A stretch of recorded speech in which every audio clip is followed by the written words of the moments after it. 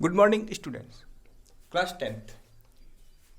Yesterday, we have completed the basic concept of trigonometry ratio. ठीक है, उस trigonometry ratios पे मैंने आपको फार्मूले बता दिए थे और किस प्रकार फार्मूले के बेसिस पे क्वेश्चंस करने हैं वो मैंने आपको डिस्कस कर लिया था बेटा। आज जो सबसे इम्पोर्टेंट पार्ट है वो डिस्कस कर रहे हैं सम रेशियो में सम स्पेसिफिक एंगल। कल हमने आपको बताया सबसे इम्पोर्टेंट पार्ट जो कन्फ्यूजन वाला पार्ट था, अगर साइन थीटा लिखा हुआ है तो इसका कतई मतलब ये नहीं है कि साइन इंटू थीटा।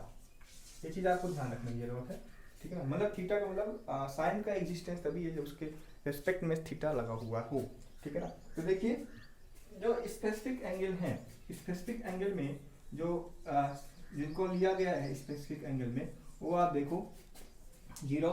तो एंगल को अभी तो अच्छा अभी आपके लेवल में दो चीज है, देखो आप एक तो रेडियन हो गया, ठीक है ना, और एक हो गया डिग्री, ठीक है, एक हो गया डिग्री और तीसरा है ग्रेड। ये थोड़ा सा जो है यूनिट है, इसमें हमें एंगल को मेजरमेंट करना है, इसको हम 11th क्लास में डिस्कस करेंगे। तो रेडियन डिग्री में अभी तो हम आपको डिग्री में ही बात करनी है, ज़्यादा डिटेल में नहीं जाना है। 0 30 डिग्री, ठीक है ना। तो 0 का 0 होगा, इसका π/6। वैसे आप देखो pi radian equal to 180 degree. अभी आपको बात समझ में नहीं आएगी, ये आपको बात समझ में नहीं आएगी, आई नो, बिकॉज हमने इसके बारे में डिस्कस ही नहीं किया एक्चुअली होता क्या है ये। तो अभी तो फिलहाल जानो सिर्फ 30 हो गया, 45 को हम π/4 लिखते हैं, 60 को π/3 हम 3 लिखेंगे। वैसे पाई का मतलब 180, ठीक है ना, और 90 को हम बोलते हैं π/2। तो ये इतने स्पेसिफिक एंगल हैं, इसको आपको दिमाग में रखना है, ठीक है ना। अब इसके मल्टीपल में जो होंगे 90 30 90 + 30 90 + 60 90 + 45, तो ये सारे क्या होंगे बच्चे, वो भी स्पेसिफिक एंगल देंगे, उसको भी हम निकालने के लिए आपको तरीका बताएंगे। लेकिन आज जो है कुछ स्पेशल एंगल है, उसका टेबल मुझे बनाना है, उस टेबल को आपको दिमाग में रखना है, उस टेबल को आपको हमेशा दिमाग में रखना, क्योंकि जो अगली एक्सरसाइज है हमारे इसी स्पेसिफिक एंगल के ऊपर है, ठीक है ना, स्पेसिफिक एंगल के ऊपर है। आप यहाँ देखो थीटा डाल दो, टेबल बना लो, ऐसे आना चाहिए। ये हो गया 0, ये हो गया 30, ये हो गया 45, ठीक है ना, 45, और ये हो गया 60, और रेस्ट ऑफ द पार्ट जो हो गया 90। चलिए पहले स्टार्ट करेंगे साइन थीटा।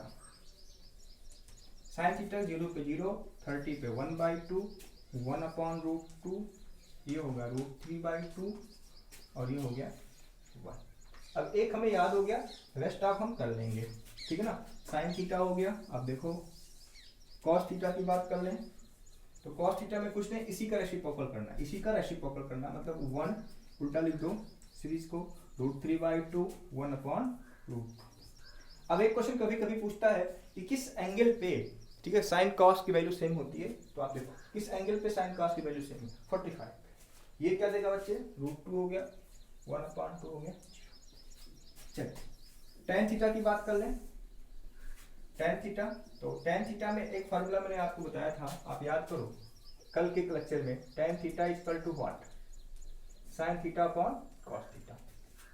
तो sin theta upon cos theta, sin theta upon cos theta में ये है, ठीक है ना, फंक्शन, ये भी तो फंक्शन क्या है, sin थीटा अपॉन 0/1 क्या हो जाएगा 0, दिस अपॉन दिस मतलब क्या हो गया 1/√3, ये अपॉन ये 1, ठीक है ना, ये अपॉन ये √3, 1/0, 1/0 का मतलब ये हो गया इंफिनिटी, जिसको हम बोलते हैं नॉट डिफाइंड।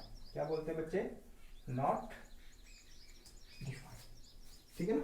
तो ये हमारे पास हो गया tan थीटा का सीरीज, tan थीटा के सीरीज के बाद cot थीटा। cot थीटा में भी कुछ नहीं करना, इसी के रेसिप्रोकल कर लो, ये इंफिनिटी हो गया, ये √3 हो गया, ये 1 हो गया, ये 1/√3 हो गया, और ये हमारे पास। तो इस प्रकार से साइन निकला, साइन की हेल्प से हमने कॉस निकाली, साइन कॉस की हेल्प से मैंने tan लिखा, tan की हेल्प से मैंने कॉट लिखा। अब बच रहा है सेक कॉस। क्या बच रहा है, सेक थीटा और कॉसेक थीटा, दोनों चीजें आप देख लो, sec theta and cosec theta. Sec theta का हमने एक फॉर्मूला आपको बताया था, सेक थीटा इक्वल टू होता है 1/cos थीटा। फटाफट वैल्यू पुट अप करो, देखिए सेक 1/1 1, ये क्या देगा बच्चे 2/√3, ये क्या देगा बोलो ये क्या देगा बच्चे, √2, ये क्या देगा 2, और ये क्या देगा 1/0, 1/0 का मतलब क्या हुआ, ठीक है ना। तो कॉसेक का उस तरह से फॉर्मूला रखते, कॉसेक 1 पे 1/1, 1/√3/2 मतलब 2/√3, 1/1/√2 मतलब √2, 1/1/2 का मतलब 2, 1/0 का मतलब क्या हो गया, इन्फिनिटी। इसी के हेल्प से कॉसेक लिख लो।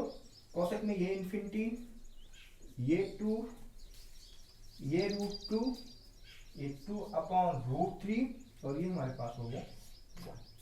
तो ये बेसिक स्पेसिफिक एंगल्स हैं जिनको आपको दिमाग में रखना, याद करना है ही फिलहाल, लेकिन लिखने का तरीका मैंने आपको बता दिया किस तरीके से इसको आप लिखोगे, ठीक है ना। तो इस तरह से लिख के आपको क्या करना है, इसको दिमाग में रखना, और इस तरह से क्वेश्चंस हमें कैसे करने हैं वो मैं आपको बताने वाला हूँ कि इस टॉपिक पे क्वेश्चंस कैसे करेंगे, ठीक है ना। तो आप ये देखो, चलो आओ हम लोग टेबल में, समझ में बात आ गई ना। आपको क्या दिमाग में रखना, specific angle which are 0, 30, 45, 60 and 90.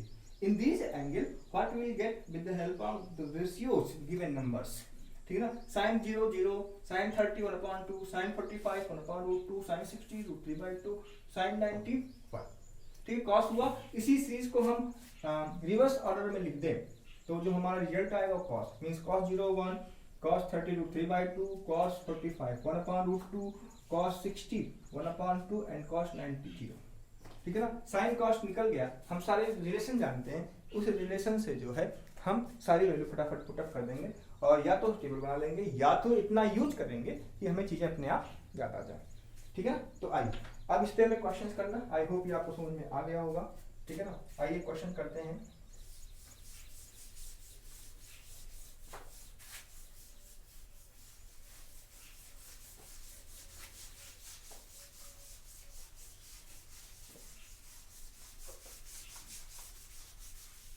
Question की बात करें तो प्रूव दैट, पहला क्वेश्चन हमारा है prove that cos 30 plus sin 60 upon 1 plus cos 60 plus sin 30 equal to √3/2.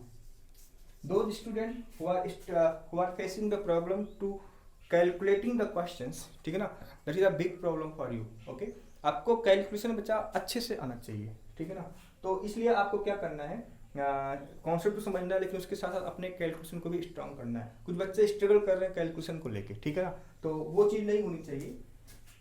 cos 30 की वैल्यू √3/2, sin 60 की value √3/2 upon 1 plus cos 60 1/2 plus sin 60, यही क्वेश्चन ना, हाँ, sin 30 1/, ठीक है ना। सॉल्व करो, √3 सॉल्व करोगे तो क्या हो जाएगा, √3 प्लस √3 का होल अपॉन, नीचे भी 2 एलसीएम लोगे तो क्या बनेगा, 2 1 जा 2 प्लस 1 प्लस 1, रिजल्ट क्या आएगा बच्चे, 2√3/2 का होल अपॉन 2 3 4 4/2, 2 से 2 कटा, 2 1 जा 1, 2 3 जा √3/2 राइट हैंड साइड, हैंस।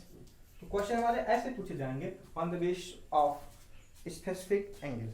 चलिए एक दो क्वेश्चन मैं और कर देता हूँ जिससे आपको समझ में बातें आ जाए, है ना, जिससे आपको ये समझ में आया कि हाँ क्वेश्चंस कैसे करने हैं कैसे नहीं। फाइंड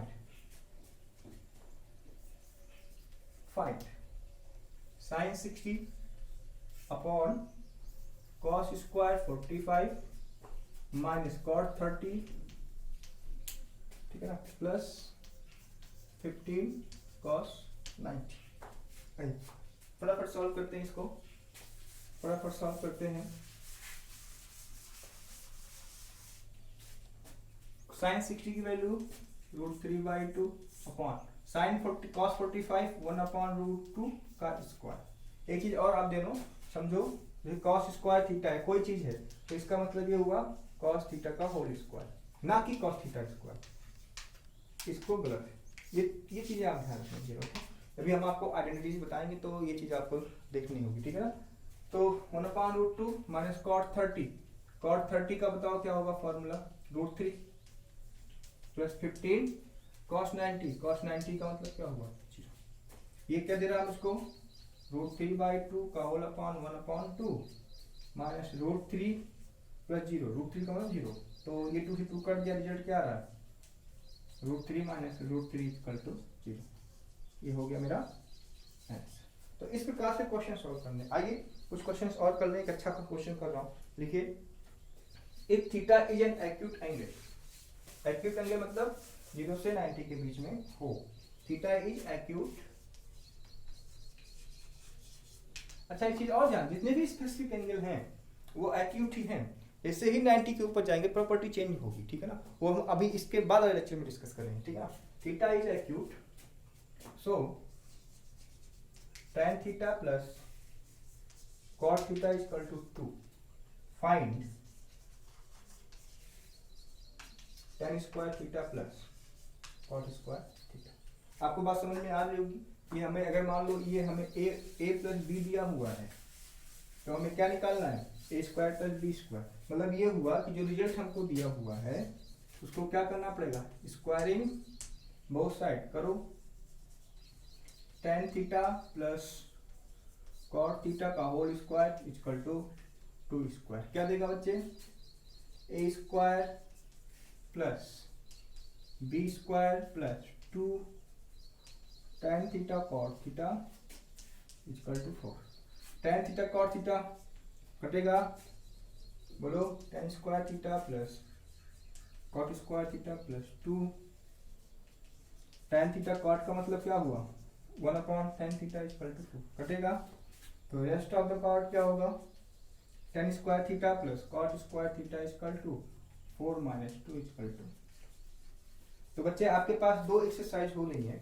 उन दो एक्सरसाइज में एक एक्सरसाइज तो रेशियो के ऊपर डिपेंड कर रहा है, दूसरा जो है स्पेसिफिक एंगल के ऊपर डिपेंड कर रहा है। तो स्पेसिफिक एंगल के ऊपर जो क्वेश्चंस हैं वो सिर्फ आप सिर्फ और सिर्फ कैलकुलेशन पे हैं और टेबल के ऊपर है। तो टेबल आपको दिमाग में रखना है, 2-3 बार लिखोगे, 2-3 बार यूज करोगे, ठीक है ना, तो चीज़ें अपने आप समझ में आ जाएंगी, ठीक है। तो इस तरह से आप क्वेश्चन करिए related to the specific angle of the trigonometry ratio, ठीक है ना। और जो नहीं है वो मेरे से पूछो। कल हम लोग बेटा कॉम्प्लीमेंट सप्लीमेंट्री की बात करेंगे, किस प्रकार क्वेश्चंस इसके बनेंगे और कैसे सॉल्व करेंगे, ठीक है ना।